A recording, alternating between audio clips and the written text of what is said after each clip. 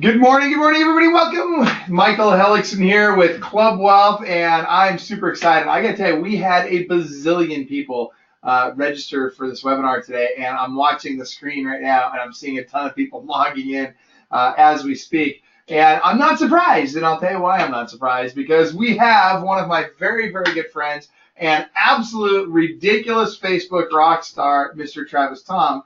And I say he's a Facebook rock star. Really, Travis is more than just a Facebook rock star. I mean, he's wicked good at all things Facebook. He knows what's going to happen at Facebook before Facebook knows what's going to happen at Facebook. I mean, like, these guys should be hired. I don't understand that. But it's like, seriously, like, he was just telling me something just before we got started here. He's like, yeah, so this last week Facebook just did this, and it's going to impact this, and here's how we're going to adjust to it. And I'm like, dude, like, seriously, this is why I like surrounding myself with people that are smarter than me, and Travis is no exception to that rule. So that being said, before we get started, what I want you to just mention to you guys is, number one, as you have questions for Travis, I want you to please type them into the questions box on your screen.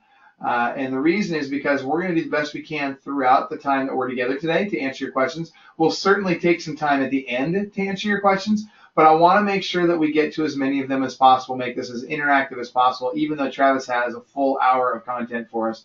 And when we say content, we're talking like crazy good stuff. So that being said, for those of you that don't already know, my name is Michael Hellickson. I'm with Club Wealth, and I'm one of the coaches here at Club Wealth. So what we do is we coach real estate agents from brand new on up to literally the top agents in the country. In fact, I believe right now one of our clients is actually the #1 agent in the entire country, and has closed 3.9 million in GCI already this year. We'll finish out the year at well over 5 million. May end up even pushing the $6 million mark in gross commission income this year. So proud of them. That being said, Travis, Thom, go ahead and tell us who you are and tell us what you're going to be sharing with us today. Thank you, Mike. I really appreciate the kind words. And Michael's been a big influence in my life and lots of our friends and clients' lives. So if you aren't affiliated with him yet, jump on, and now you will be. Great guy to be around. So thank you very much for having me on. I really appreciate that. My pleasure. I'm really glad. I'm a Facebook advertising strategist, and I also own or co-founder of a software as a service product that is single property websites, home valuation landing pages, a few of those kind of things. And today, I'm really excited to share with you Facebook seller lead funnels, and I'm going to go kind of deep into a few different things here as we expand exactly on that topic. So I'll go ahead and get started here with us. So once again, I'm the founder of Elevated Real Estate Marketing. We have Facebook coaching, and we also have a Facebook advertising agency where we run Facebook ad campaigns specifically for real estate. I was in the real estate industry for over 14 years. Started when I was 19 years old, and built my company over those years, and learned a lot of my strategies during that time, working for condo townhouse developments and selling single family homes. So our story starts with this one kind of critical thing that happened to me. This one critical piece of my story when I was in real estate. And it all starts with a girl. I met this girl. Dude, that's where the trouble always starts. I'm sorry. For you that on the phone, that's terrible. I can't believe I just said that, but I can't. Okay, keep going. I'm so sorry. It turns out to be a good story. There's this girl that I met, and I was early in my career, or kind of in the middle of my career, just starting out in real estate. And eventually I fell in love with this girl. And by falling in love, right, the next kind of natural step for me is I wanted to propose. So I started, the natural thing of going online and looking for a ring, looking for an engagement ring.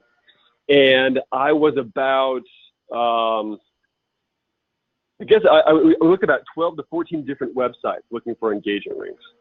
And during that process, trying to find out what the right one is, and going online and trying to be kind of sneaky about it, so she wouldn't find out.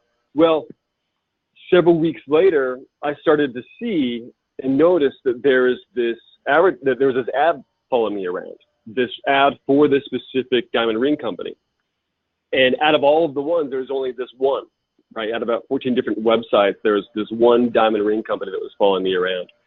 And I started to notice it more and more as I would go online and start, to go on Facebook and look at different things and do my work. Well, the ad kept changing, and there was, I think, ad number 4 or 5, where it was kind of a bespoke style type of ad about how they make the rings and the artists that design the rings, and exactly what they, how they shape them and create them and draw them out in the design process. And then it was ad but 6 or 7 that really started to show me a variation of the different settings that they had. And I think it was on it must have been ad 12 or 14 that eventually it struck a chord with me, and I went back. I kept going back to the site, right, because it kept showing up, and I eventually bought that ring from there. Well, that strategy was such an impact to me because it really kind of resonated, and the light bulb went off, which is that this wasn't a small purchase, right? This was kind of a large emotional purchase, a purchase that you're making at a certain life stage, and how that translated to real estate was very similar, right? Real estate is kind of an emotional purchase. It's a very large purchase. It's not just like buying a pair of shoes online. And it was something that really stood out. And I thought, well, if this worked on me, would this work also on our properties? Well, at the time, we were a small brokerage. There was a team of about 3 of us on this brokerage, me and about 2 buyer agents. And so we weren't necessarily killing it. We were still, trying to catch up and be a part of the game, and really learn how to really market ourselves, not just in terms of real estate, but just online in general. Well, after this event happened of buying this ring and experiencing this type of retargeting, I then decided to deploy this strategy and really start to map it out. And this is also very fresh and new for us, so we kind of fumbled around with it. It wasn't an exact science at the time, but we accidentally really kind of picked up some steam with it. And at the height of my career, once we really started to get some of these strategies going online and sort of perfect them, I had 271 listings at the height of my career. We grew to a team of 30 people. We grew into 3 different companies. We had a condo townhouse new construction division. We then had our main single-family sales division, and then a property management company with over 150 properties. And that strategy we deployed then into each different one of those companies as we grew. And that was what really helped shape, and still to this day, I use the same strategy and teach that. And by the way, the girl said yes. So we now have a beautiful baby girl. Congratulations. That's awesome. Thank you. I got to jump in 1 second because I got to tell you what one thing that you just said. Now I'm a show me guy, right? Like I love it when people tell me, oh, I'm going to do this and I'm going to be great and I'm going to be all this and I'm going to do all these cool things. I'm a show me guy. Like show me what you've actually done. And by the way, my voice is going. I apologize, you guys. It's been a lot of webinars this week, but I got to tell you, when I hear somebody tell me what they're going to do, what I really want to know is what have you actually done? And what I heard Travis say is this man has had at one point in his career had 271 listings. You guys, that's no joke. I tell you, I coach the top agents in the country. I can tell you there are very few people in this country that have ever had 271 listings. So, this is a guy that went from that into becoming this amazing Facebook expert, and he's telling us exactly how he not only made that transition, but But if he made that transition, that tells me that he must be very, very, very good at Facebook. So pay attention, because what he's sharing with us today works. And I'm telling you, the top agents around the country listen to him. So should you. Thank you, Micah. And you know, at the time, some of the tools that were being rolled out were very fresh and very new, and they've gotten so much more refined now. Right? All these amazing tools are at your fingertips, you know, ready to use and deploy. So to me, it's an exciting time to be able to really show everybody how this is actually working. So today's agenda, agents are leaving money on the table. And this is a big thing that we had been missing early in our career as we start out in real estate. Ad retargeting 101 and why ad funnels work, and then how to build this type of funnel. As we do this, I want to jump in. We've got a couple of questions already, and keep those questions coming in, you guys. One of them is about, are home value ads dead, and how do we get seller leads? And so those, we'll make sure that whether it's right during the content or after, we will get to those questions. So we'll be talking about that as well. Certainly, and I'm gonna just answer that one kind of briefly right there. So we're home valuation landing pages, home valuation ads. I believe that there's still a very large portion of the market where they work. However, part of the strategy that I'm going to show you is how I think that some of the typical ways agents are using home valuation landing pages is either broken, or there's a leak in the funnel, or they really haven't leveraged certain things that Facebook provides to be able to really execute home valuation landing pages or the idea of it to the fullest extent. Mm-hmm. Now, this same strategy can also be used with Facebook lead ads, videos, blog posts, right? There's different types of lead magnets at the top of your funnel that you can utilize. For this example, I'm going to be using the home valuation landing page. One, because it's one of the ones that's the most widely used. I think a lot of agents see other agents posting home valuation ads, and so by just the visual impression, right, they go, oh, it's saturated, so I shouldn't do it. Well, that's just an agent using really bad targeting, right? They're not excluding other agents in there. And there's a few different secrets that I'm going to show you exactly how to really increase that. We all know that there's an enormous amount of interest of people wanting to know their home's value, and how that market performs, right? Market updates, market reports, lots of things like that. So we'll go into that deeper, but I'm going to show you how to utilize this into other strategies as well. So it's not just home value, it's kind of a combination of those different things. But we're going to use this one for today's example.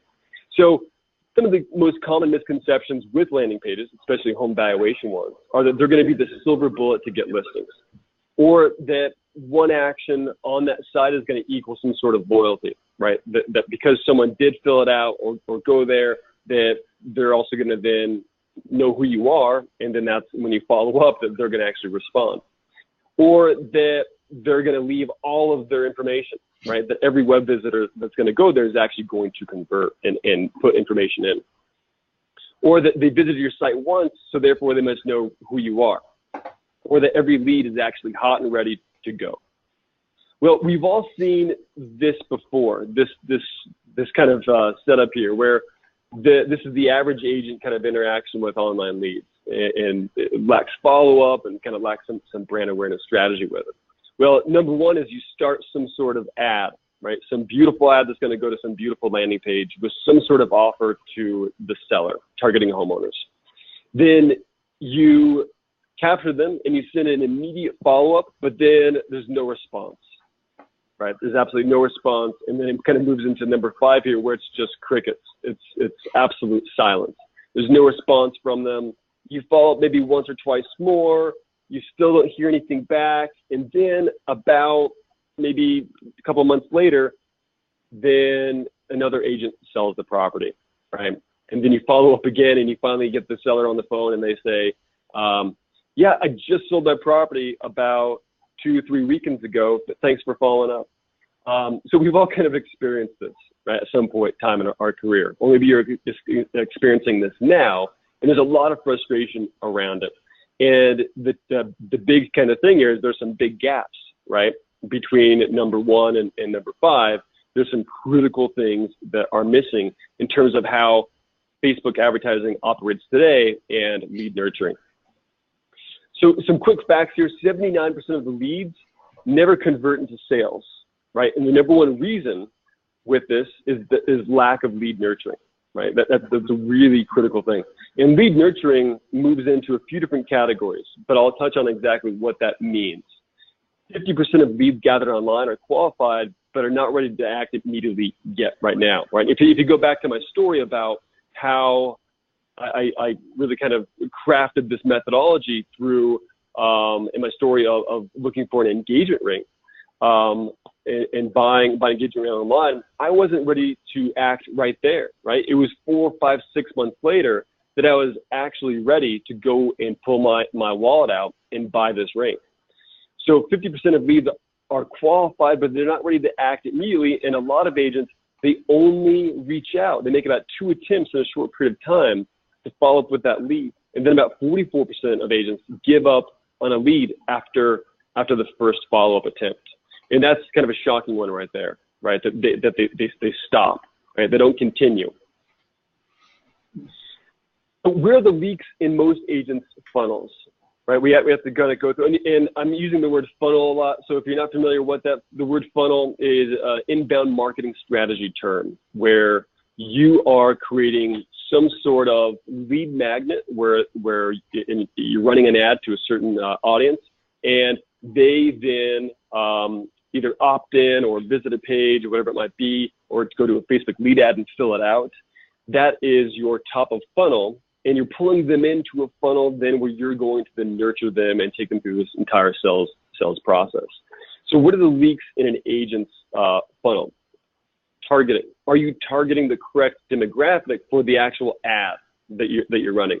Or are you just casting a wide net and doing brand awareness where it's just blanket marketing, shotgun approach to kind of anyone and everyone?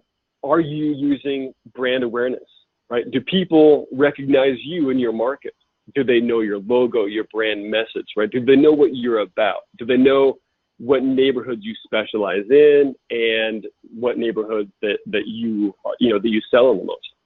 Social proof. Do you have social proof? Are you promoting social proof about your success, right? Are people aware that you are the number 3 agent in your market? Or do you promote your coming soon, just listed, or any of your testimonials? Those things that are going to reinforce your brand from a psychological level. And then multiple touch points. Do you have a long-term follow-up campaign? Is it automated? And a clear call to action at some point in time that's clear and concise to get them to take action, right? Not beating around the bush, not being, elusive, but actually going for a direct call. So like, let's actually do this. If you answered no, odds are you have a leaky bucket in your funnel and you're losing some money.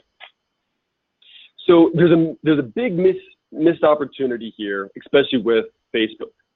So I'm going to take this example of, let's say that we have a landing page of a home valuation landing page or market report landing page, and you've sent 1,000 leads to this landing page. You've had 1,000 people click on your ad and go to it over the course of maybe 3, 4, 5, 6 months, but only 5% may be converted at that time.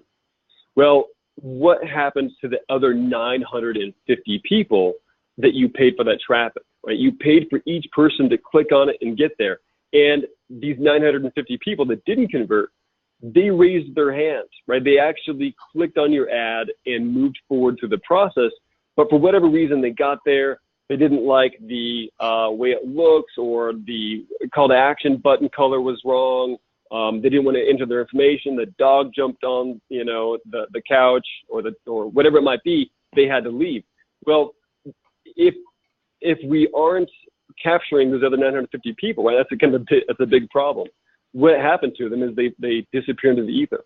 And so if we're not using Facebook pixels or Facebook ad retargeting, we've lost that opportunity forever, right? Those 950 people are gone. Well, and Travis, So what let's is call it ad? what it is. I mean, it's incredibly easy to lose that audience, right? You get a split second to get their attention and to capture them, but that in Right, that split second, you can capture their information on Facebook, so you can have them now pixeled and be able to retarget them. So just like you're saying, now I can be in their face all the time. And I'll tell you, that is to Travis's point, the lion's share of the people that are going to come through your ads are going to be these people that bounce right out, but they're not lost forever. And that is those are some of the best leads in your business because they're blowing out of everybody else's funnel too. So what you now have to do is you right. have to stay in front of them. That's what you're showing us now. So Exactly. That's spot on. So what is ad retargeting?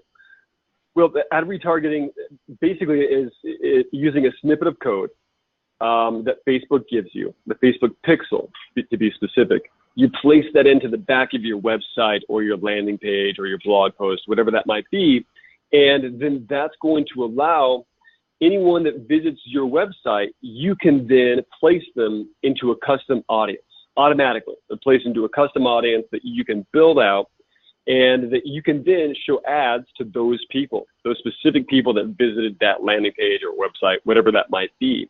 And who were kind of the original creators of this was Amazon. Amazon, if you've ever looked at a pair of boots or shopping for some sort of product, whatever it might be, a book, then you leave their website, you didn't check out, then they're going to start following you, right? And they're the ones that really kind of created liquid or dynamic ads, which actually narrow and laser down to the exact product that you looked at. Well, the same methodology, the same type of technology is what Facebook is using, and that you've already experienced at some point, probably in your life, shopping online. And this is the ad retargeting for Facebook. So once someone leaves, then you're going to then be able to retarget them. Now, this is kind of a quick example of where that would go. There's this home valuation landing page, and then under here in the back end, you would place in this little snippet of tracking code right there. Every website's a little different. Some have plugins, WordPress plugins that you can use. Others you give to your developer, and they put it in the header tags. And it's actually kind of simple instructions. If you know what you're doing, it's quick, it's easy. Now, this is kind of a really basic diagram of a real basic type of ad retargeting, which is a potential seller visits your home valuation website. They leave, they don't enter in your information, but that's perfectly fine, right? Because you have a pixel on there. Later, they get on Facebook, they surf the web, and then they see an ad for you, right? And then that sends them back to whatever website or destination you want to send them to. So why is ad retargeting so important? Well, 84% of the world's top internet marketers use ad retargeting for brand awareness. And they also use it to increase sales. So some statistics here, the website visitors who are retargeted are 70% more likely to convert. And this is a retail stat, I understand that, but this also transfers over to real estate when you're talking about the ROI of properties, right? The ROI, what's the return on investment for retargeting someone if they're going to be buying a $200,000 house, a $600,000 house, right? It's pretty large. And retargeting customers, people that you're retargeting, are 3 times more likely to click on your ad than people who haven't interacted with your business before. And then my favorite stat here, 147%. Basically, that right there is retargeting can lead to 147% higher conversion rate over time when in combination used with prospects. And what we mean by that is if you have text messages going out, if you have emails going out, and you have ad retargeting in play, and maybe you have an ISA, right? You have an inside sales agent that's picking up the phone and making those phone calls at the same time. 147% higher conversion rate. And that's not for every industry, but I can say from the hundreds of campaigns that we've run, we can definitely see a lot higher conversion rate based on combining all of these things, the perfect storm. So how do we plug the leaks with retargeting ads? Well, this is an example of what a kind of 30,000 feet up, what does a funnel look like, an ad funnel look like? So you have your tofu, mofu, and bofu. Some of my favorite terms there. Tofu, your top of funnel. So your top of funnel is either Facebook lead ads, it could be a home valuation website, it could be an ebook, whatever that might be. And you're sweeping demand, right? You're targeting a certain audience and bringing them into the top of funnel, capturing a wide net of people to get in there. You grab their attention and you're providing information. It's some sort of lead magnet of interesting material that's going to be of value to them, right? Something that is going to create awareness and get them to take the next step of going into your funnel. Now that they're in your funnel, then they're going to move into the middle of the funnel. There's going to be some sort of trigger, which is going to be your pixel, right? Your ad retargeting is going to kick off. And in the middle of the funnel, you want to have, basically there's several goals in it, but some of the two biggest goals are social proof and affirmation, right? Social proof that you are a successful agent, right, in this market. Affirmation that you're the right choice, that you are the solution to the problems. So what goes into the middle of the funnel? Well, a few different things, but just some examples here. How we market or how we sell homes, testimonials from past clients you've had success with. Those are some critical things and some key components to crafting the middle of the funnel. The middle of the funnel is the longest phase of your seller campaign. It's the longest part of it. Now, the bottom of the funnel, that's where it's going to be the invitation to act, getting them to convert. So we're going to go into the acquisition phase here. In the top of funnel is typically the awareness phase. Middle of funnel is the consideration phase, and the bottom of the funnel is the acquisition. Now, what does this create? Why do funnels work? Well, there's something called the frequency illusion. And the frequency illusion is something that you've probably experienced before. If you've ever gone shopping for an Audi or let's say any kind of new car, and you start to then see that car in parking lots, right? You see the same make and model or color, and then you see it also on the road, and you see it at the movie theater, and you start seeing ads for it. And the ads become more impactful, right? They become higher resonating because you're hyper aware of it, but it creates this frequency illusion that they're everywhere. And Michael, one of the funny things that when I was really, we were really kind of hitting it hard in the real estate firm, and we had people in the middle of our funnel, I would go on the street and there'd be some friends or family or other people, past clients or people that we've worked with that had gone through the funnel or that were in the middle of my funnel. And they would say, I see you everywhere. I see your billboards. It looks like you're doing a great job. Well, the funny thing is we didn't have billboards. We never did, but people assumed that we had billboards or outdoor advertising because they would see the face name recognition, our brand. They'd see all this online, and then if they drove by and saw one of our for sale signs, it became that much more impactful, and they became hyper aware, and it created this illusion that we were so successful in our market, and it kind of created this compounding effect over time for the people that were in our middle of the funnel. My next door neighbor wasn't in my funnel, so he had absolutely no clue what I did. But the people that were in my funnel, they had this frequency illusion. Well, and there's actually a mechanism in your brain, and so this is actual neuroscience, you guys. There's a mechanism in your brain called the reticular activator, and that's what causes this frequency illusion. So, for example, pregnant women notice other pregnant women, right? Because their reticular activator is now dialed in to other pregnant women. Because they're experiencing pregnancy, all of a sudden it seems like everybody else in the world is experiencing pregnancy. So this works to your advantage when you're retargeting, like Travis is telling you. And to your point, Travis, you're absolutely right. What happens is all of a sudden they think you're everywhere. And the illusion is you can take a little teeny company or a little teeny agent, that did 3 transactions yet last year, and they think you're the biggest agent on the planet because you're freaking everywhere. And every time they go anywhere online, they're seeing you all the time. Exactly. And the whole idea of a funnel, especially this type of funnel, is that you're taking them through this indoctrination process. You're taking them through there's really the power of persuasion and influence. So there's a deep psychological play that goes on in this type of marketing. So this is our seller funnel blueprint. This is just one of our many blueprints that we've built out as a Facebook advertising agency and for some of our clients. And this type of funnel, really kind of looking at it from the top down, I'm going to walk you through exactly what it does and what it looks like. So we have our top of funnel, right, our tofu ad series. So individually, and this is up on the far up left corner here, those are Facebook ads. Each one is an individual ad targeting an individual different market, right? Each one, so there's 4 different markets that we're targeting here. Those ads are driving traffic to this one landing page. Inside of this landing page, we have a pixel. So we're targeting homeowners in four different areas. We have some sort of special offer, right, that we're asking them to take action.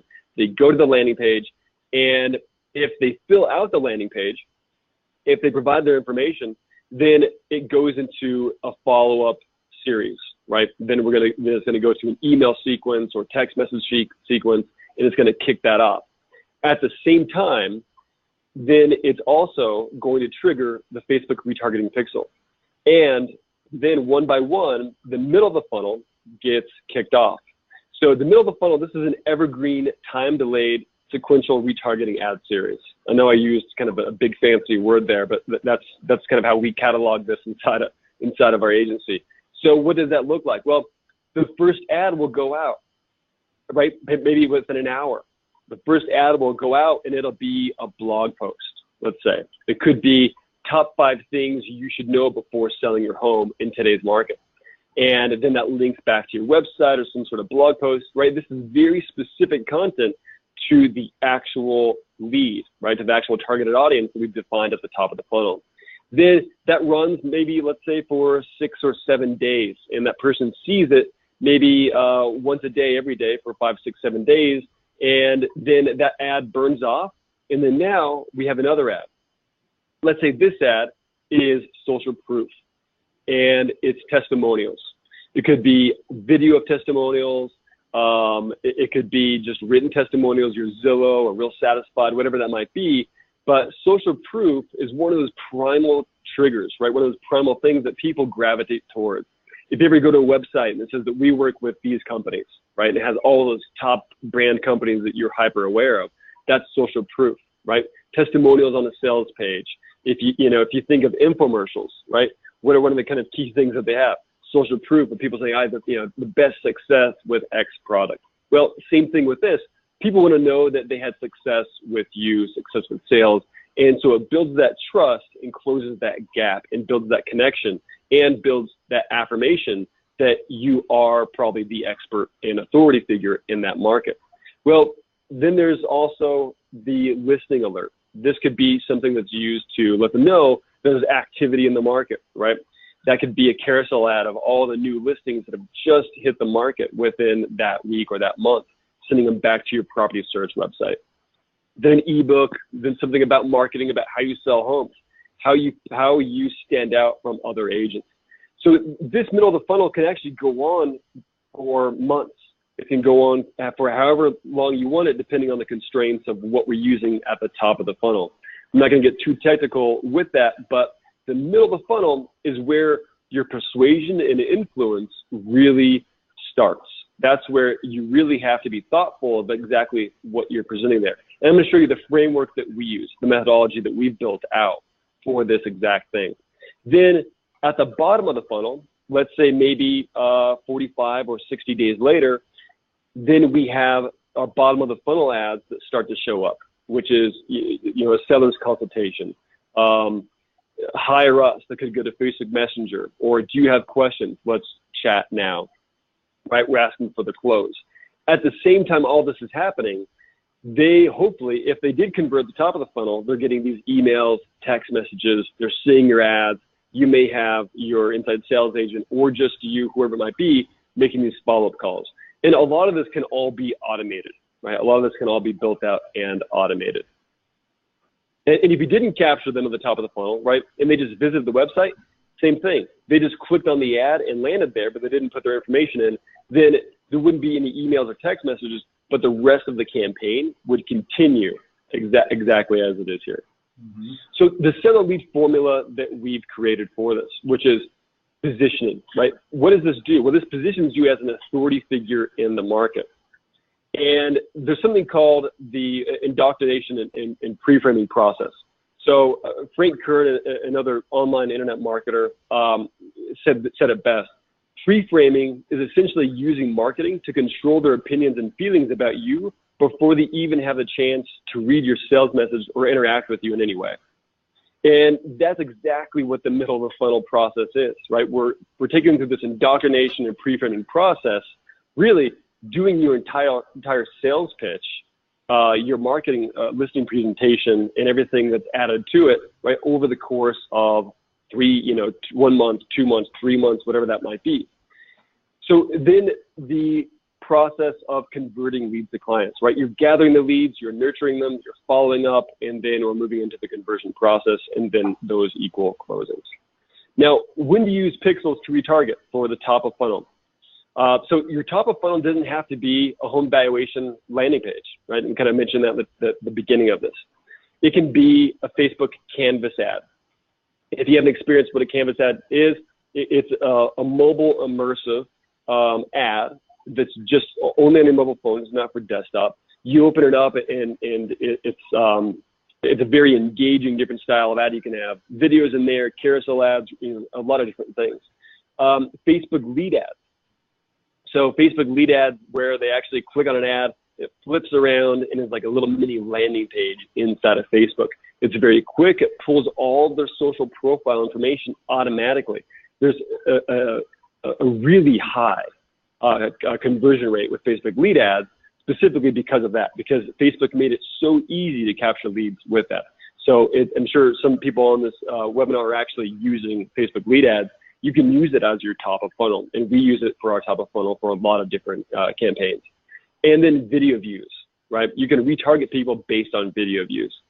How many people have watched a certain part of the video? So you don't need a pixel for those types of things. What you do need, what is required for a pixel, right, to install it on, is anything that's going to be in a digital asset outside of Facebook. So a landing page, your property IDX pages, blog posts, your property websites. Those require a Facebook pixel to be installed to then take the data from your website and then feed it back directly into Facebook. So this is our middle of the funnel psychology ingredients, right? This is the breakdown that we have here. We're using the acronym BURST. We created this after running several different campaigns and really starting to position what actually starts to work from the the psychological aspect of the persuasion and influence. So the first part, B, is brand introduction. This is your digital handshake. This is creating awareness and familiarity of you and the market, and almost storytelling, or what we call your brand story. So if someone visits, let's say, a Facebook lead ad, and they're downloading a market report or home valuation, and then the next hour, 2 hours later, they see an ad that says, hi, this is Travis Thom with ABC Realty. We've sold over 110 million in the past 7 years. We're recognized as the #1 listing firm in your market area. We'd love for you to meet our team and find out what we're about. And then that might go to a blog post that talks about your brand story, or goes to a video, whatever that might be, or it may be a video. But your brand introduction of really showing face name recognition and really saying exactly who you are. So the rest of the story unfolds. And we have to think of this as almost like a novel, as a chapter book, right? Chapter 1 is your brand story, introducing the characters that we're going to show throughout the rest of the story. And then it unfolds from there. Unknown opportunities. So we might have the part of it suggesting that you hold the keys to a door of otherwise unknown opportunities, such as certain list of homes, or that you have buyers looking in their market that other people don't have, whatever that might be. Certain data, things that are opportunities, getting them to click and come back to your website and to interact with you. Reciprocity. This is kind of a big part of it. Reciprocity, making an emotional deposit before we can make a withdrawal, is one of those critical things, right? If you don't make a deposit before you make a withdrawal, and then you're trying to make a withdrawal to someone or a prospect or a lead, you're asking them to convert right away, you're going to probably end up with, an overdrawn account, right? It's not going to work. A lot of people go straight from the top of the funnel to the bottom of the funnel. Some of them are going to convert, but there's a good majority of them. Think back to me shopping for engagement rings. I was 4, 5, 6 months out from actually making a decision in buying something. Same thing with real estate. It's a longer decision cycle. They need to be nurtured. They need to be educated. And this is part of that reciprocity, which is giving them information of value that helps them to make that decision. So there's a less friction barrier, and it helps build up you as the educator, right? Top 5 things you should know, or 10 things you need to do in order to net the most amount of money before you sell your property, right? Blog posts, articles, ebooks, those kind of things. So social I want to jump in here before you go to social proof, because there's a couple analogies that I think are really important here. And this piece, this reciprocity piece, is one of the most important things middle of funnel. I mean, it's absolutely critical, and it's one of the things that most people skip past. They just go completely past it. And so this is where Gary Vaynerchuk, right, talks about jab, jab, jab, right hook. And really what he's saying is give value, value, value, then go for the close. I always like to use the analogy, if you go on a blind date, and think about the last time you had a date. Maybe for some of it's been a while. For some of you, it's been recent. But if you had somebody show up, ladies especially, think about this. Guy shows up to pick you up for a blind date. First time you've ever met him, knocks on the door. Door opens. You say hello. He says hello, and he immediately goes for the kiss. I mean, come on. Like, how many of you are going to be like, oh, yeah, this is my kind of guy, right? Most of you are going to be completely turned off by that. Now, some of you, I can see some hands going up now. No, Trisha's like, hey, I got my hand up. I'll do it. No, that's not the way most people like to interact with people. You got to take them out to dinner first. You got to take them to a movie. Go show them a good time. Take them to the county fair. Do something. Do something that shows some value before you go for the close. And to Travis's point, so many people are trying to go top of funnel right to bottom of funnel, and you're blowing your leads out, and you may never get them back. Even, you could do a lot of retargeting with that lead, and if you're constantly coming right back to close before you deliver value, you're going to have trouble getting them to convert. Exactly. That's the perfect analogy for it. And same thing with social proof, right? They want to know, what is your track record to some extent. So social proof, that's showing testimonials, reviews. There's lots of people that have a lot of great reviews, but they're kind of hanging out in the web, not really being leveraged or utilized. So you need to package those and really show those to those prospective clients that might be on the fence, because showing that someone's had success with you, or that you've helped them and impact their lives in a positive way, is that natural that natural primitive feeling, right? To then be drawn to that, right? It is that magnet. There was a study done by a university, I believe it was Cambridge, where they had one person, and they were studying social proof. They had one person on the street looking up at the sky and just kind of gazing, right? Just up on the sidewalk, staring up at the sky. This one person. Well, they had these students, kind of in the background, just studying and watching what happened. Well, people started walking up and gathering behind them and doing the same thing, just staring up at the sky to say, what are they staring at, right? Well, that is part of that social proof. If one person is doing it, other people are going to do it. They're going to be drawn to it, right? Same kind of thing. There's this whole, it is so primitive in nature. We're always drawn to social proof. So really package and utilize that. Next is trust. Building trust with your audience with relevant and engaging content that is, really kind of highlighting your expertise and positioning yourself as the expert and authority figure. And if there's agents on here that, go back to social proof and think, well, you know what, I don't have any testimonials. I'm just starting out, or I've actually had a lot of success, but I don't have any testimonials. That's okay. You can show social proof of the market. Social proof of how the market's performing, social proof of your company, right? If you're with a bigger company, social proof of the team, if you're with a team. So there's different layers that you can tap into with that. So what does the top of funnel look like? Once again, we're going to use a home valuation example here. for this, but there's an exchange of goods, right? You're educating the audience and you're requesting their contact information. So we're trying to grab their attention, send them over to a website. And if you see here, there's a play on continuity. The ad image matches the landing page. Now, Facebook values continuity. They greatly value continuity. That's one of those things where they make sure does the scent, and conversion optimization is something called ascent, like the smell.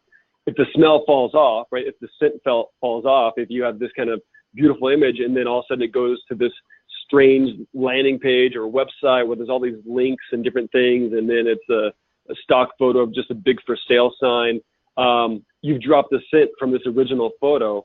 There's going to be this disconnect there, right? There's going to be a high bounce rate.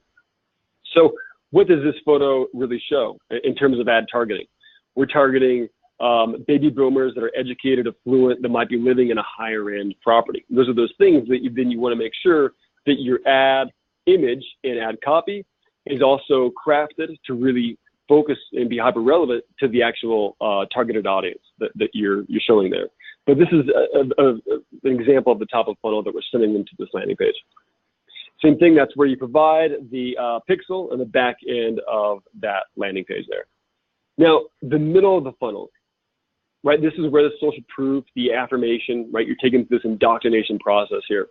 So up to the top right, we have a testimonial, right? We felt very comfortable placing our trust in his hands, and then a call to action on there, right? And some consistent branding of that company.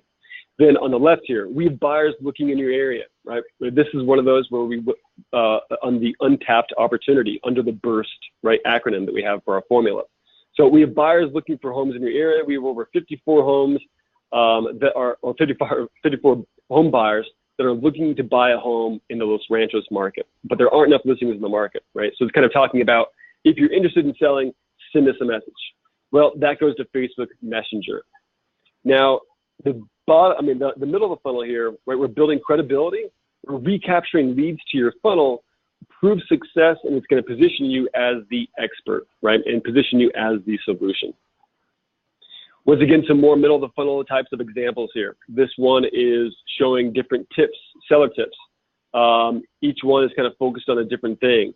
They're little GIF video ads that are being used to talk about how to get the highest value for your home, the different things to do, pricing your home correctly, and downloading the seller's guide. And if you have any external websites, make sure to place a pixel on all of them. The bottom of the funnel, real quick here, we're going to talk about that. I'm only going to show one example of it because there's a few different examples, but we're short on time, so I'm going to show just this one bottom of the funnel example here. But may I buy you a coffee, right? We're getting a little bit more towards that ask, that personal belly-to-belly type of conversation that we want to engage with them. So we want to have a call to action. We want to go for the sale, ask for the business, start a conversation, and build trust through this. So reserve a no obligation seller's consultation. And what do you use for the bottom of the funnel, right? After they've gone through the entire funnel, the middle of the funnel, and then now they're in the bottom of the funnel series here, we want to really start to engage them and get them to have a meeting with us, strike up a conversation. By now, they should know who you are, what you do, what your services are, right? They should know your name, your face, your brand. They should be hyper aware of your success in the market and be more familiar and more excited to talk to you. So when you do engage, it's not a cold conversation. It's more of a warm conversation because they should know your story, right? They should know exactly who you are. So what do you use for the bottom of the funnel? Well, you can use Facebook Messenger. There's a system that we use called Calendly. It's a very slick system where you just send people to there and they just choose a date and time. You can use the call now ad that goes to your phone number or Google phone number, right, that then distributes out to those people. You can go to anything that is going to connect the people to you with the shortest amount of distance. So we don't want to create a lot of friction at this point. We want to create high engagement, either by making an appointment for a seller's consultation, a success call, chat with us about, whatever that might be at the bottom of the funnel. Now, some critical things here. because what we're talking about is getting people to click on your images, especially for this type of campaign, is getting people to click on them, to open them up, to capture them, right, inside of your funnel. So a company called Customer Acquisition found that images are so important, they're responsible for up to 70–90% of an ad's performance, right? The actual images on the Facebook ads. So they studied about 100,000 Facebook ads going through this process. Now, what they discovered, the two critical things was you need to place the key messages on the images, right? Kind of summarizing what the ad is about. And you've seen some examples of that. And then make the CTA look like a button, make the call to action look like a button. Now, reason why we place some of the messages on the images, and some we do and some we don't, and it depends on the type of campaign. Well, even if these people are in the middle of your funnel and they don't click on the ad, you want them to be able to get the message exactly and see it, right? The impressions. You want them to see what it is, what it's about, and that sinks into the back of their mind subconsciously. The more they start to see it, it moves up to the front, so it's top of mind. A few different ad formulas here. We have emotional, rational, and social proof. Right? So emotional. Big decisions are only scary if you don't know the outcome. These are ad copywriting type of formulas that we use for the top of funnel, middle funnel, and bottom of funnel. And there's a few different variations of them, but we're going to show you two that are our favorite here that you can execute. Emotional. Having an emotional image that is hyper relevant to the actual audience that you're running the ad targeting to. Just the other day, I saw an ad that was of a person my age. It was a man, and there was this, gold bars stacked in front of him, and the headline said, "Why are men 35 years? Why are men 35 years of age investing in gold more than ever now?" Right? That's a hyper relevant ad. I'm 35, and I'm a man. So that is a hyper relevant image to me. And then rational, some sort of rational headline, getting them to, this is an expert home value analysis, or social proof. We've sold over 189 homes with 90% of the list price, right? Packaging in those for your top of funnel. And then ADIA, attention, interest, desire, and action, right? Attention. You have to really jar the reader out of their lie, the kind of, boring lies that day, and grab their attention. Use an interesting image, get something that's going to be high contrast in colors, something that's different that really kind of pops, that gets them to recognize the ad. Create a thumb stopper is what we call it. Then desire. What is the actual desired outcome, right? Build that desire inside of there. And we use things called like open suitcase headlines. Do you know how much it would sell for? Question mark, right? That's an open suitcase headline, getting them to take action. So that is our Sell Lead funnel. I know we have a lot of questions here, and we're approaching our time, so I want to dive into those, if that's okay. Absolutely. First of all, awesome stuff, Travis. As always, awesome stuff. We got a lot of people saying, where's Adrian? Adrian's like, Travis, you rock, man. Yeah, everybody else is saying the same thing. Tristan saying, awesome, great stuff. Tristan. Okay, so here's the thing. First and foremost, we are going to go through all your questions. We're going to take them in the order that they come in. So we're going to start at the top, work our way down. But understand this, you guys. You've got to be out there it's one thing to go spend a whole bunch of money on Facebook ads. It's another thing to get very targeted and make the most of every lead that comes in. You don't have to spend a ton of money to have this work for you at a high level. The key is we want to get every single person that clicks on that ad, we want to get the most out of every one of them we can. So instead of getting 5% conversion on an ad, maybe we can get 10% conversion. Heck, even if we only increased it to 7.5% conversion, that's still ridiculous dollars at the bottom line at the end of the year. So, Travis, let's start with this. Lori Lotchfield's asking, saying, if you have two different landing pages, one for sellers and one for buyers, can you segment the retargeting by ad post since you only have one set of pixels for a particular website? So what she wants to do is be able to retarget sellers with one ad and buyers with a different ad. Exactly. Yes, you can, Lori. So how you would do that essentially is that you would have, so you have your two different landing pages. You have your seller landing page, your buyer landing page. You can place your pixel in hundreds of different websites. Yes, you get one pixel, but the pixel is very smart, right? So and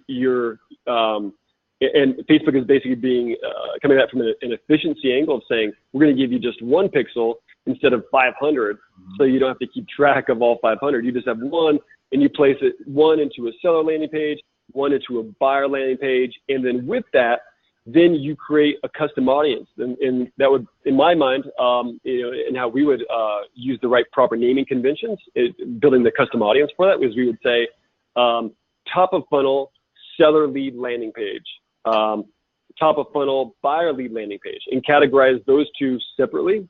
And for whatever market area you would define, you would say that market area, in the actual naming convention of naming that custom audience. And from there, then you need to make sure that the retargeting ads that you build for each one is only using the custom audience for the seller. So your message needs to be clearly defined to sellers or buyers.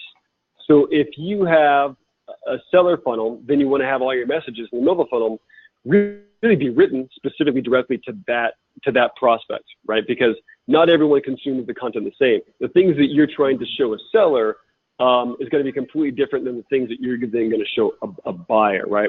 Buyers are more property centric.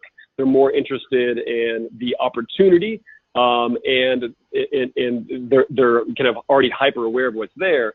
But you're serving them a different type of content versus sellers that need to be persuaded and really shown of your success of the market, and everything that kind of combines with that. Does that make sense? Yes, it does. And I agree. I think you're 100% correct on that. So let's, by the way, off topic, somebody else was asking about BSM, which is completely off topic. We have our Business Strategy Mastermind conference coming up in Anaheim, California. Travis, I believe, is going to be there. I'm hoping is going to be at the Business Strategy Mastermind conference in Anaheim. So you guys, for those of you that have not signed up already, go to clubwealth.com/BSM. I stuck it in the chat here so that you guys can see it there. clubwealth.com/BSM for the Business Strategy Mastermind conference. All right, check this out. George is asking, when retargeting ads, I know they're the cheapest ads to run, but how much should I spend, like, for an average 6-day period? Great question. So there's different types of ways that you can build out your retargeting ads as far as marketing objective, right? When you're creating your marketing objective, when you first create an ad, you click on that green button, the money button inside of Facebook, right? You click on that, it opens up the campaign. It says, choose your campaign objective. There's going to be a list of different types of objectives. There's brand awareness, there's reach, there's traffic, right? There's video views, there's conversions, there's lead generation. All of those have a very specific type of goal that work off of the Facebook algorithm. Some of them are CPM, and some of them are OCPM, cost per 1,000 impressions, and then optimized cost per 1,001 mile impressions. Not to get too highly technical there, but in terms of a budget, you can spend, if you choose certain naming conventions, you're probably going to spend only maybe a few dollars a day on each ad. So let's say you have 5 different ads. You can spend, because that audience is very small, so you're going to be choosing one of those campaigns, either traffic or whatever it might be, to then say, I only want to spend $2 or $4 a day to this specific custom audience for this specific ad in this ad set. So, if you have a budget of a couple $100 a month, you can achieve this strategy. It's not unobtainable. And I think that's what a lot of people, they start to kind of see, which is that you can really build out a solid strategy with only a few $100s a month in ad spend. 80% of your budget, 70 to 80% of your budget is going to be spent on the top of the funnel, driving traffic in there, right? Just getting traffic in there. The 30 to 20% of your budget is going to be spent in the middle and the bottom of your funnel. That's probably where it's going to go. So, okay, so let's talk about that for a second. So 80%-ish is going to be top of funnel. I get that. So how long, and actually one of our questions from Lori was, how long should we leave them in the middle of the funnel, right? So how long are we incubating in the Right. middle of the funnel before we go for that close? And then what kind of ROI should we be looking at? That's Carol's Kennedy's question. So anyway, go for it. I'm going to let you hit both of those. So in the middle of your funnel, sellers are going to be typically a longer, going through a longer decision cycle, right? Sellers, they're typically 4 to 6 months out before making a decision. They're in the information gathering stage at the top of the funnel. And then, they're then kind of going through the process of looking at either moving out of state or to another property. And from a behavioral standpoint, then that is the proper time for us to take them through this funnel. So it depends on the age range. Baby boomers, that older generation has a longer decision cycle. From a psychographic standpoint, they're kind of known as professors because they're going to really read everything and take more time to really kind of factor out what is the best case scenario for them and strategize about how they're going to get there. For Gen X, it might be a shorter bit of time because kids or jobs or pressures, whatever external factors that work into play. So ideally for that, at a minimum, I would say 90 days. Mm-hmm. And it doesn't have to be the entire 90 days, but I would, and for what we've seen, 90 days is going to be probably the minimum. Now, you're not spending a lot of money during those 90 days if they're in the middle of your funnel and you're retargeting them. It can go longer depending on what type of your thing you're using. If you're using a Facebook lead ad versus a landing page or video views, there's going to be different types of times that you're going to be able to retarget all of them and include them. For the longest, well, you could try and go out a year. It starts to get kind of advanced at that point. There's definitely some advanced strategies that you'd have to deploy, but I would try and keep it with this type of strategy. It already is slightly advanced, so you probably want to keep it as simple as possible and strive for something minimum of 90 days. And then kind of an average medium of probably 5 to 6 months. Well, and Travis, here's the reality too. You guys can completely screw this up, right? You can just throw a pixel in there and start running some, value-driven stuff to your clients. It's in that middle of the funnel stuff. Just give them value, and just completely screw up and really not even understand all the rest of the funnel that well. And you're still going to do better for very little. I mean, it's very inexpensive to do this. It's a few dollars a day, literally. You can do $3-5 a day, whatever. But you're literally spending virtually nothing on this, and you'll get greater response because again, people are going to be like, oh my gosh, I see you everywhere. Everywhere I go, there you are. I mean, think about this. How many of you see Club Wealth over and over and over again, right? I guarantee you that you guys are seeing us all the time. Some of you are seeing us 33 to 40 times a week. We do that on purpose. We spend a lot of money to do that. Why do we do that? Because we want to keep great, valuable content in front of you so you continue to come back to us for that information. And people say to themselves, oh my gosh, if they're willing to do this much for me for free, imagine what they'll do when I'm paying them. Think about that in your business, right? If you're willing to give all this great information for free, imagine what a great job you'll do for them and how much more you'll give them when they're actually paying you to sell their house or help you buy a house. All right. So we got a bunch more questions. Before we get to the rest of the questions, I want to make sure that we tell you that Travis, and many of you may not know this, but some of you are probably thinking to yourselves, oh my gosh, this is just too freaking complicated. Like, it's just too much. How do I do this? Okay, I get it, all right? So I'm going to go Joe Pesci on you, right? Okay. Listen, we have a solution for that. Travis actually offers a service where he will literally do all of this for you. So Travis, could you just tell us about that real quick, and then we're going to get to the rest of the questions.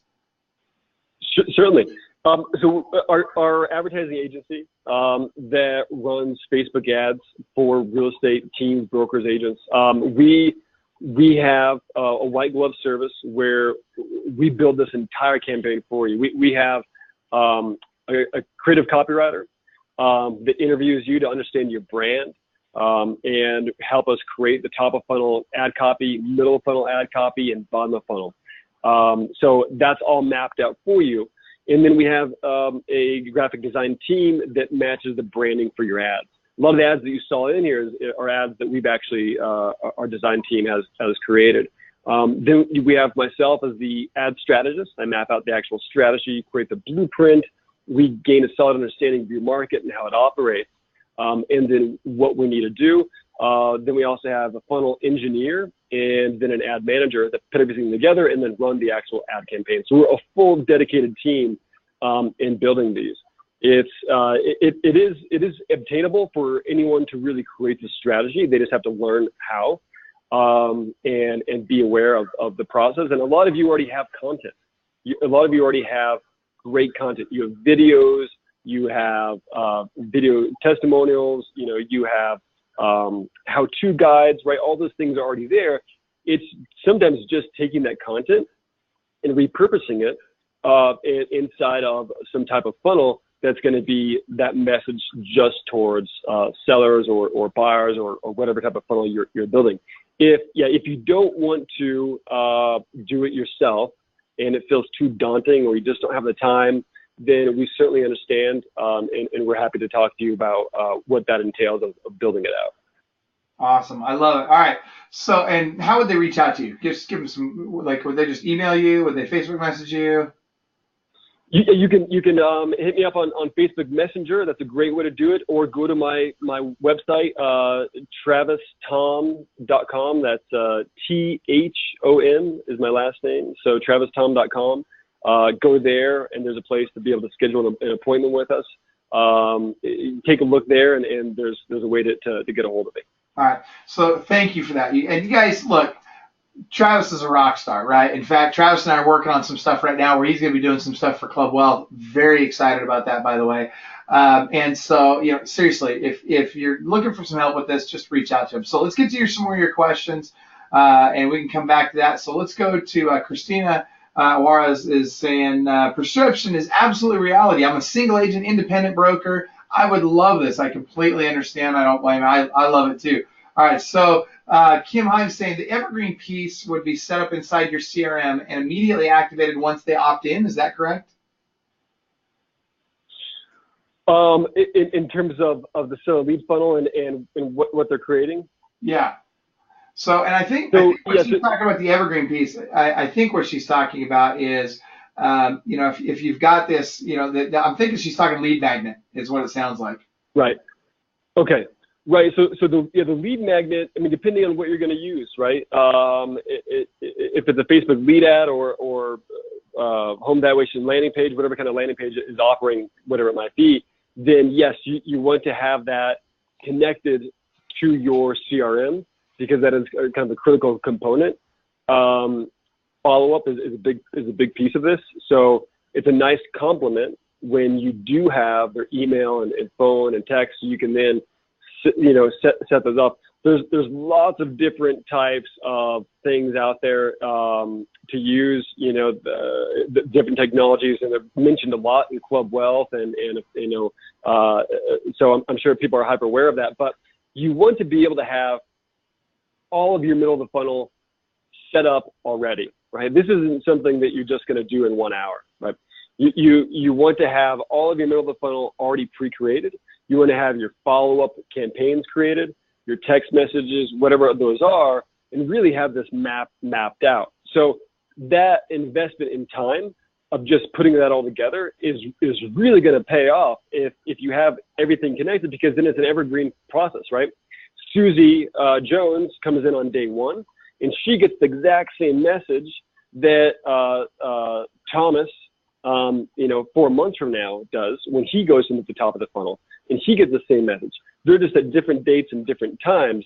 But when you have a great sales message pre-crafted in there, it's going to save you a lot of time. I have 5 different funnels running right now for my own business. And if I were to try and talk to each one of those people, I couldn't. We literally hundreds of different people coming in from different things, going into different products, different segments, different items. So we know that real estate agents wear like 100 different hats and are doing a million different things. And I totally get it. As being one, and I've managed over 76 agents during my career, having a system in place is critical, but having a strategy layered on top of that triggers the system is part of that secret sauce that is really going to be able to build your pipeline and that lead generation and nurturing them. So ideally, you're just running things at the top of the funnel, and then at the bottom of the funnel too, you're closing, right? You're just actually taking calls or following up, whatever it might be, and getting them to make that transition into being onboarded as a client. And for the love of Pete, people, once you get them on the phone, just freaking set the appointment. Oh my gosh, how many times do we talk about this? You go through all this trouble to get somebody into your funnel and get them down through your funnel and get them down to converting at the bottom of the funnel. All that matters at that point is get an appointment and get face-to-face with them. Quit trying to get them pre-qualified or pre-whatever. Just get face-to-face. All right, here's another great question from Anton Nenchev. First of all, he liked the dating analogy. That's awesome. That's one of my favorites too. That being said, what if there's no proof? So Anton's a newer agent, and he's like, hey, look, I got no social proof. I got no clients. How do I make up for that piece in my funnel if I'm new in the business? Then I would add social proof of the market, social proof of well, Anton, are you with a larger company like a franchise or? So Anton, if you could type that in, or actually we can let's see here. Yeah, he is with a larger franchise. Great. I know exactly where you're going with this, and I agree. Go for it. Yeah. So we need to talk then about social proof of that company, right? Of that franchise. We're in 85 countries worldwide, or cumulatively throughout the nation. To date, we've sold over $16.3 billion in real estate, and I'm proud to be part of this organization. Find out how I can help you sell your home today, right? So there's different strategies that you can use with social proof. It doesn't have to be about your specific testimonial, specific actual success. That'll come later. It's leveraging what you have available, and so I would tap into that. That's one of the advantages to being on a team, for example. You always say we this and we that. It's never me or I. It's always we this and that. And use the team, and when you say we, you could be talking about the team, you could be talking about the brokerage, right? It really doesn't matter. And the reality is most people aren't going to drill you so deep that they figure out that, oh my gosh, I've only been doing this for a week, right? And so when they say, well, how long have you been selling real estate? I'd say, well, we've been in business for over 30 years. And, blah, blah, blah, and I'd move right on, right? I would literally just move right past that and not dwell on that question. But this is obviously an appointment, but bottom line is use the proof of your office or your team. Carol Kennedy has another really great question. Do you think that momentum is lost if you only run the ads Friday, Saturday, and Sunday rather than 7 days a week? Travis? Yes, I think so. So that's called day parting in Facebook terms. So day parting, when you're selecting I want these ads to run only on Friday, Saturday, and Sunday from 10 a.m. to 11:30 p.m. You're missing out on a large part of other people's daily habits and interactions, right? Because what Joan Wagner as a 53-year-old divorcee does is completely different than what Richard does, as a 33-year-old, and their actual online habits. So and from a budgeting standpoint too, it's lifetime budgets and day parting are kind of a nightmare. Lifetime budgets spit out the budget really quickly and in different ways. So you may blow the whole budget within the first couple hours and only hit a small amount of people. So we really need to just take in the greater thing. Everyone's on well, not everyone, but billions of people are on Facebook, and they're spending up to 6 hours a day, not just Friday, Saturday, Sunday. So the people are there. They're there. So don't segment your days so they're so narrow, because you're really missing a large opportunity. Yeah, I agree. And guys, keep in mind that right now, Facebook, literally, the average American is on Facebook more than they watch TV now. So would I rather go out and spend a bunch of money on TV ads? And I used to do about 40 grand a month in TV and radio. Would I rather go spend that money on TV and radio right now and just be broadcasting and hoping that people are getting it? Or would I rather do it on Facebook and get really targeted, so that when those people come into my world, and now I can retarget them, stay in front of them, and now I'm going deeper with the same audience rather than trying to go wide with different audience. Now, you need to do both to some degree, but it's really important that I go deep with my audience, because I need to connect with somebody 7 to 10 times before they'll even or make the decision to take action. They need to recognize me. They need to understand, that we're for real, and then they will be finally open to engagement with us. All right, we got some other great questions here. Tristan asked, does the Pixel automatically add them to a custom audience that you set it to? And then how do you run a direct to that audience? Tristan, is that Ahamada? No, it's not Tristan Ahamada. Different Tristan. Different Tristan. Okay. Yeah. Different Tristan. Tristan knows the answer to that one. That one's. Yeah, I was like, Tristan, why are you asking that? I know. I'm just saying. Tristan's like, dude, did we talk about this last week? I was like, you should know that. So, Tristan, yeah. So does it automatically add it to? So there's prep work in this, and when you're creating a custom audience, so you have your Pixel installed on website, landing page, whatever it is, and then you're going to then actually name, or then you're going to create a custom audience. When you create a custom audience, then you need to name that custom audience. So you would say seller lead campaign, Denver market area, and then inside of there, right, it's already predetermined there. Now, when you then run ads to that landing page as a Pixel, yes, people are going to automatically be sent in there. And then you're going to have a campaign or a set of ads that are just targeting that specific custom audience. So the moment a person clicks on a top of funnel ad, goes to your landing page, they get put in the custom audience, and then they then are sent into the ad, right? Because this campaign is targeting just people in that custom audience. That's all automatic. There's just prep work, right? Just like painting a house, 90% of the work is taping off the corners, right, and getting it ready. And then you come in and, just paint it, and that's good to go. So a lot of this, same thing, 90% of the work is building the actual campaign. But yes, it is automatic.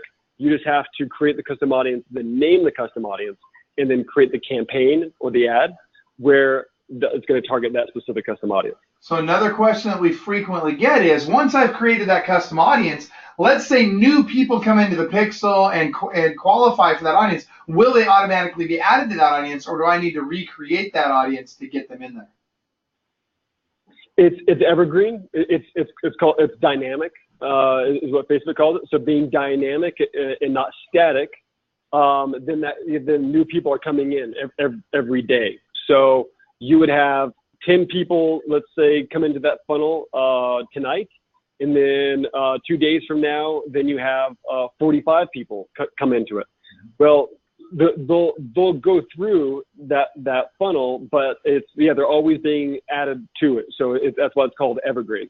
Yep, exactly. All right, good stuff. So John's asking, so when you retarget how do you retarget leads so that they don't constantly see the same ads, and do you create audiences by date? So that is done through what we call retargeting stacks. So we create retargeting stacks based on a segment of days, and then the segment of days, then as this is kind of hard to talk about it without actually doing like a deep dive into actually showing you, because there's some steps included in it. But we burn out an ad. So we have an ad that's set to run for days 1 through 10. It's going to show it to those people for 10 days. And then we have another ad that's going to be running from days 10 to 20. Well, we're going to exclude the previous audience, days 1 through 10. So that ad burns out as this ad comes up and rinse and repeat. So I would love to be able to show you exactly what that is. But that's kind of like a whole separate thing of building exactly what that is. But it's what we do. It's what other marketers that are working on large evergreen or small evergreen funnels do. Yeah, and that's like, so today is kind of 101, right? And maybe another time, maybe, and that's Travis, maybe that'd be a good one for us to do another time. For those of you that are interested, and if you are interested, type it into your screen that, hey, I want to see 202, right? Or whatever it is, and we'll take this to that next level. And we'll do another event like this, another webinar on exactly how to do stacking and some of the other strategies that really help to go that next step further. All right, still got a couple more questions. Travis, I want to be respectful of your time. Do you have like 6 more minutes? I do. All right, we're going to do 6 more minutes. That's it. Here we go. So check it out. We've got, let's go to, well, this is an easy one. So Ralph wants to know, where's Travis based? That's easy. So I don't exist. I am based in Albuquerque, New Mexico. I love it, which is awesome because that's one of those villages out there where there's people that don't have internet yet, and yet Travis is they're still doing smoke signals to tell each other where they're at and what's for dinner, that sort of thing. All right, so here we go. Is there a breakdown on how to set up the ads to automate through the entire funnel? Is there a way to completely automate the entire funnel? Yes, there is. There's most of your funnel is going to be automated from the start of the middle of the funnel all the way to the very end. Yeah. You can from the top of the funnel, because typically the top of the funnel is kind of more a manual process because you're looking at your relevance score and frequency rate, making sure that you're not reaching ad fatigue, and tweaking that, a few of those kind of things. But there is a way to automate the top of the funnel as well. So the whole thing can be automated. Yeah. And you guys, that's where the industry's headed right now. I mean, where everything's going to get more automated. I mean, there's systems out there that are coming together that are literally trying to replace the ISA position through complete automation. And it's getting closer and closer, and there's artificial intelligence being built in. Right now, kind of the simple iterations of some automation are, you've got your drip email campaigns that automatically get kicked off as somebody comes into a certain part of your funnel. And yes, and that's another one of the questions we've gotten actually from a couple of people is, who do we use for that? What CRMs do we use for that? And there's lots of great ones out there, right? We love Commissions Inc. I love Bo. You can get as simple as like a Lion Desk. And George, to answer your question, we do not have the drip campaigns available from Lion Desk yet. And I don't know when they'll be available, but I'm hoping soon. But that being said, automation is massive, and it's coming. And I'm telling you, in the next 2 to 5 years, you're going to see the agents are going to do less and less and less of this process because it's going to get so complicated that you're going to have to hire companies like Travis and some other companies to do a lot of this automation for you. Which then now instead of you doing a lot of that follow-up, which is very important now, right? The fortune's in the follow-up. But instead of you doing a lot of that follow-up, what's going to happen is automation is going to do a lot of that follow-up, and now you're going to be focused on conversion. So your job is going to be, once they're ready to get voice-to-voice, and then I got to convert them to an appointment. Once they're ready, once they're face-to-face, now I got to convert them to a sale. Go ahead, Travis. Yeah, I would say, one of the biggest things that has helped me be where I am in my career is automation. I would not be able to get to where I am if it was not for automation. It's like creating clones of you with your best sales pitch that are doing digital work, right? 24/7, 3 a.m. I have leads that come in at 4 or 5 a.m. When I'm just kind of waking up and starting my day, that it's doing the magic for me, right? There's a lot of prep work beforehand, but automation, especially in real estate, is key. And so really leverage the tools that are available to free up your time and to do things like this, right? To really be able to execute strategies at a high level. Yeah, you're right. Absolutely. And by the way, Tristan, thank you. Tristan said, it's Tristan Campanella down in San Diego said, thank you so much. There's such great content as always from Club Wealth, and it's our pleasure. This is what we do. We love bringing you guys great content like Mr. Travis Thom, the freaking king of the Facebook world. Absolutely love it when you're on this, guys. Seriously. All right. So another one question. Stephen Wickland was wondering, is this being recorded? Short answer is yes, it's being recorded. And I would love to say that it always works out perfectly, but technology sometimes pukes on us, right? So right. I hope that we are able to promote to publish the replay of this. And so chances are that will happen. It should be out next week. It's not going to be today. We got a lot of stuff on the marketing calendar for today. In fact, we've got another webinar coming right up after this on one of our favorite lead sources, leadslikecandy.com. So if you guys are not already using that, or even if you are, we're going to be talking about how to get more out of it, how to make sure that you're converting more listings out of it. So that being said, you guys reach out to Travis Thom. If you don't, Travis, if you could maybe put your email address in the screen there, or maybe your website in the chat box there, wherever you want them to go, you guys reach out to him. He'll help you out.